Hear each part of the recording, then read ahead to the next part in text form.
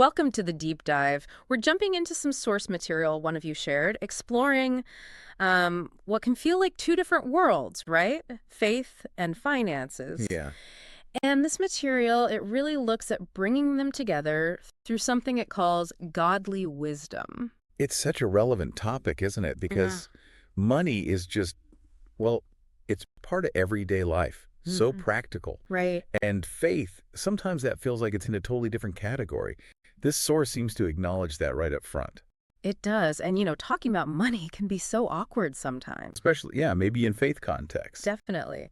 So, our goal with this deep dive is really to unpack the key ideas from this material, see how it suggests faith can actually inform and, well, guide our financial decisions. Moving them out of separate boxes, perhaps. Exactly. We want to find the interesting points, the practical bits you can actually use. Let's get into it.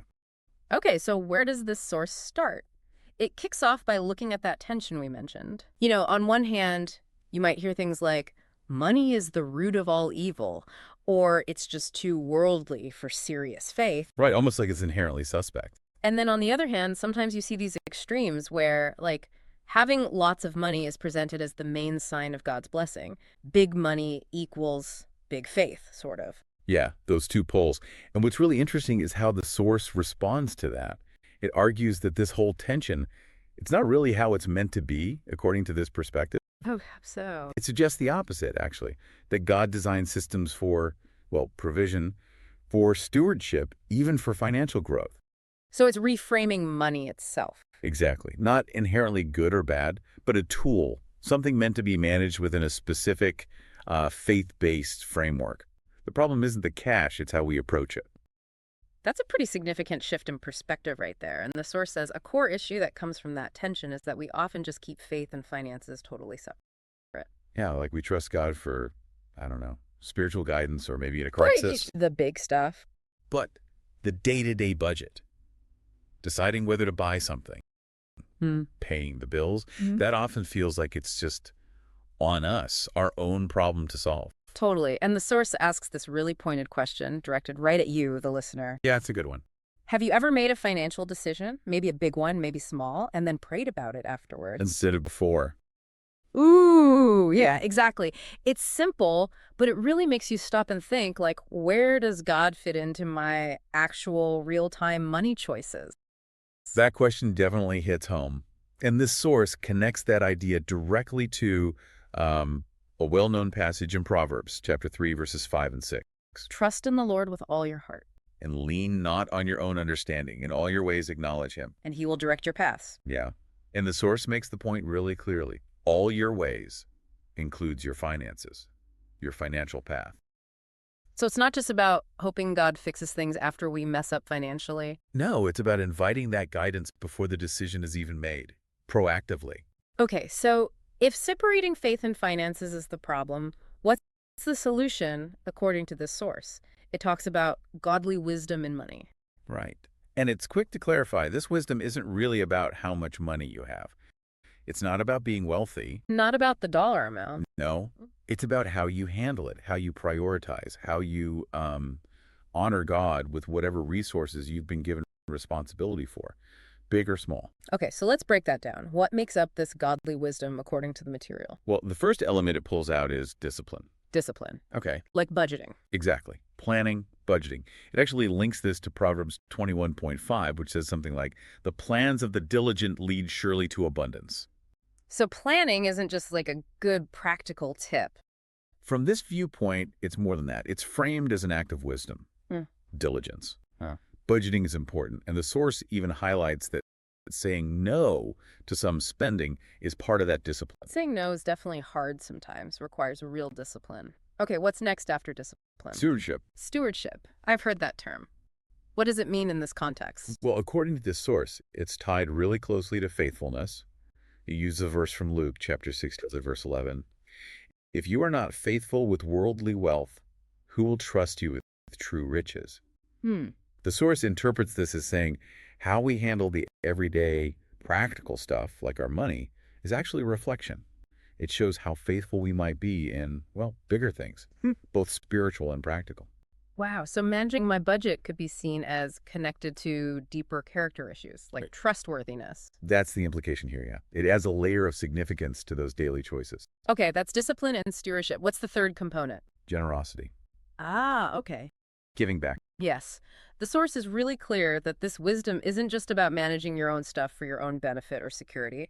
Giving is presented as like a fundamental part of it. Not just an add-on if you have extra. No, it seems woven in. It quotes Proverbs 11.25. A generous person will prosper. Whoever refreshes others will be refreshed. Generosity is part of the flow of this wisdom. Okay, so discipline, stewardship, generosity. Those are the pillars of this godly wisdom the source describes. And after laying that out, it asks another one of those really direct questions. Hmm. Are you managing your money from a place of fear or from a place of faith? Yeah, that one gets right down to the motivation, doesn't it? Are you constantly worried about not having enough? Yeah. Is that what drives your decisions? Mm-hmm. Or is there a foundational trust that actually allows you to plan carefully, manage faithfully, and be generous? That word trust seems really key here. The source appears to emphasize trust quite a bit. It absolutely does. Kind of points out this common pattern. Mm-hmm. People often trust God in the big financial emergencies. Right, the crisis moments. Lord, help me pay this bill. Exactly, that desperate prayer when things go wrong. But the source suggests it's maybe less common to bring that same level of trust into the proactive everyday stuff. Like asking, God, how should I actually spend this paycheck wisely, or should I save for this goal? Precisely. That difference between reactive trust in a crisis and proactive trust in the daily grind. That's a really helpful distinction. So what does that proactive, everyday trust look like practically, according to this material? It suggests a few things, like praying about your finances regularly, not just when you're in trouble. Making it a habit. Yeah. And actively inviting God into your financial goals, saving, getting out of debt, planning your giving. Also, listening for what it calls spiritual checks. Spiritual checks. What are those? You know, those little nudges, maybe a feeling of unease or a sudden thought that makes you pause before you make an impulse buy. Ah, like your conscience or intuition, maybe? Sort of, but framed as potentially God's prompting. And finally, learning to wait with peace instead of rushing into financial decisions out of fear or anxiety. That sounds, well, a lot less stressful than just winging it and hoping for the best. Definitely a different approach. And it links this to Psalm 37, verse 5. Commit your way to the Lord. Trust in him, and he will act. Commit your financial way, too. That's the idea. But, and this is important, the source clarifies that trust doesn't mean you just sit back and do nothing. Right, it's not passive. No, it means you still act wisely. You Yeah. make the budget, you research the purchase, you work diligently. But you do all that while depending on God's timing and guidance, not just relying on your own smarts or worrying constantly. So it's a partnership almost, responsibility and reliance. That's a good way to put it. And then the source asks that challenging question again, aimed right at you. Are you trusting him with your bank account or only with your prayers? Yeah, that really forces you to think about where trust becomes tangible. Does it translate from just words in a prayer into how you actually handle your debit card? Okay, so we've got the problem identified, separating faith and finance. The proposed solution, this idea of godly wisdom built on discipline, stewardship, generosity, and the foundation trust.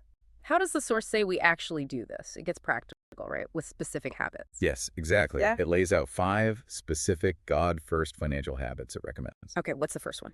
Number 1 is budget with biblical principles. All right, and does it say how to do that? Like what makes a budget biblical? The key thing here is the order it Yeah. suggests. It recommends give first, save second, and then live on the rest. Give first. Wow, that's countercultural. Most people probably pay bills first. It is. And the source connects this approach to Matthew 6.33.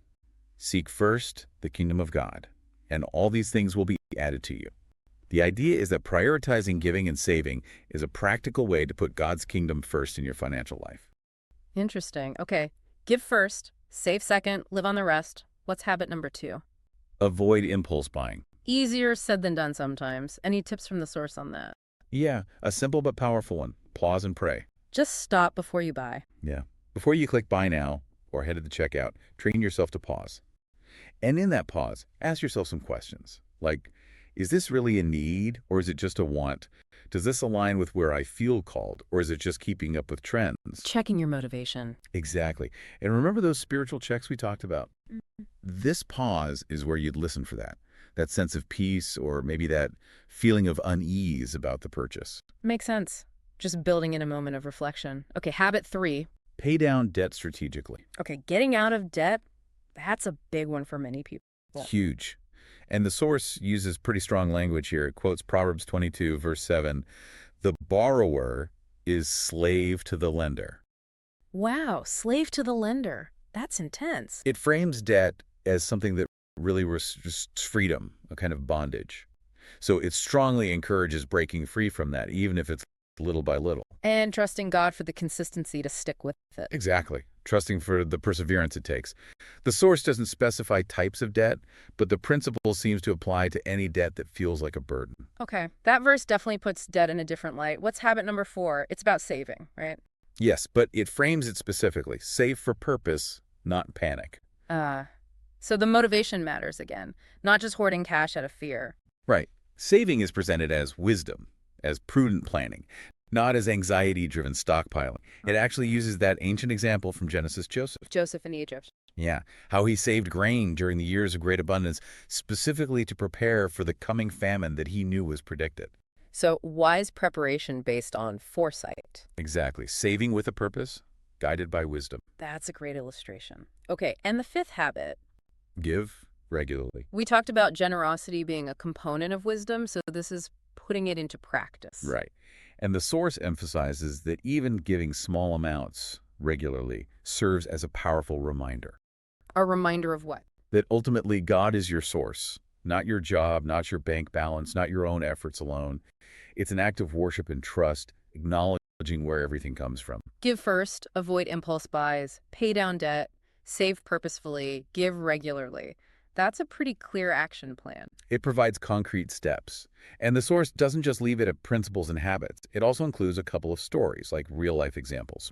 Oh, nice. Illustrations help make it real. What are they? Yeah, 2 short ones. The first is about a woman named Karen, a single mom, the source says, who was really just making ends meet paycheck to paycheck. Okay. But she decided to start tithing, giving 10% from the little she had. She started trusting God with that and also got really intentional about planning every single dollar, budgeting carefully. That takes faith, especially when things are tight. What happened? What results does the source mention? Well, according to the source, within about 6 months, her car was completely paid off. She had managed to build up an emergency fund. Wow. And get this, she was actually starting to help other people learn how to budget, mentoring them. That's amazing. It shows it's not just for people who already have a lot. Exactly. It's about applying the principles of wisdom and trust wherever you are financially. That's really encouraging. What's the second story?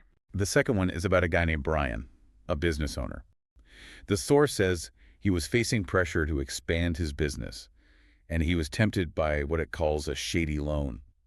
Maybe quick money, but with bad terms or something. Okay, a tempting shortcut. Right. But instead of just jumping at it, he remembered the principles. He paused. He prayed about it. And he decided to wait, to seek clarity rather than rush. That takes patience, especially when you feel pressure. What was the outcome of him waiting? Well, the source says it took a few months, but then, unexpectedly, one of his clients actually offered to invest in his business vision. Really? Yeah, and apparently with no strings attached, just believing in what he was doing. And the source notes that his business is now debt-free and doing well. So waiting and trusting led to a better outcome than the quick, potentially problematic loan. That's the takeaway. The source uses these stories to illustrate its main point. Yeah. Combining faith with practical financial wisdom. That can lead to really positive long-term impact. Those examples definitely bring the concepts to life. Okay, so as we kind of wrap up this deep dive, the source brings it back to personal reflection, doesn't it? Back to you, the listener. It does. It poses some specific questions for you to consider. Like, am I consciously, intentionally including God in my financial planning? Or is he an afterthought? Right. And looking honestly at my habits, am I mostly operating out of panic and anxiety or out of thoughtful planning and trust? That fear versus faith question again. And then maybe the most practical one. What's one small habit, just one thing from this material, that I could actually start doing this week? something that honors both my faith and my finances. It makes it actionable, Yeah. not overwhelming, just one step. Exactly. And the source is gentle here, too. It emphasizes that this whole process, integrating faith and finances, building trust, developing these habits, it's a journey. It happens step by step. Nobody gets it perfect overnight. No. No. And it offers this really nice affirming thought to hold on to. I may not have it all figured out, but I trust the one who does. That acknowledges the struggle, but anchors it in trust. Yeah, it's about relying on that higher power, even when you're still figuring out the practical details. Well, this deep dive into the source material certainly suggests that managing money with what it calls godly wisdom is not just, a nice idea, but a really practical path. Yeah, potentially powerful, aimed at bringing maybe more peace, more purpose into an area of life that causes a lot of stress for people. It definitely offers a way to move beyond that awkwardness or tension between money and faith that we started with. Offering concrete ways to bring them together, hopefully for, long-term well-being. So here's maybe a final thought to chew on, building on what this source presents. If managing money with this kind of integrated wisdom and trust really does impact not just your own security or peace of mind, Hmm. but also, as those stories hinted, your capacity for generosity, maybe your ability to influence or help others, what could that really integrated approach mean, not just for your own bank account, but maybe for your wider community, or even for what you feel called to do in the world? That definitely takes it beyond just personal finance. A significant question to ponder. Something to sit with. Thanks for joining us on this deep dive.